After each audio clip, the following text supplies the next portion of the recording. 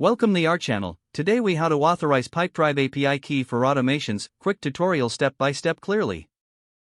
To authorize your Pipedrive API key for automations, first, log into your Pipedrive account. Navigate to the settings menu, usually found in the lower left corner.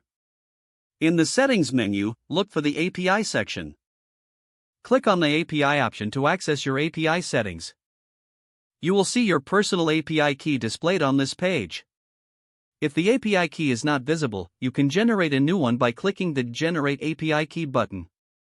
Copy the API key to your clipboard. Next, open the automation tool you intend to use with Pipedrive. Look for the section that will prompt you to enter your API key.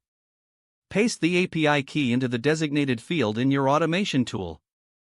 Ensure that you save the settings to confirm the API key authorization. After saving, you may need to test the connection to ensure it works correctly.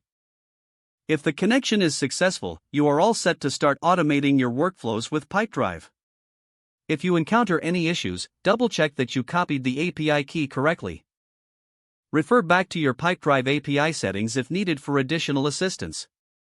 Now you can begin creating automations based on your specific requirements. If the page does not load, refresh the browser or try again in a private or incognito window. Make sure you are using the correct email address, then retype it carefully to avoid small typos. If your password is not accepted, use the reset option and create a new strong password you can remember. Check your spam folder for verification or security emails, then complete any requested confirmation steps.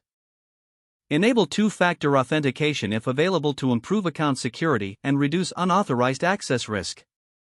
After signing in, review your profile details so your contact information and settings are accurate and current. If you see an error message, note it down and try again after restarting your device and internet connection.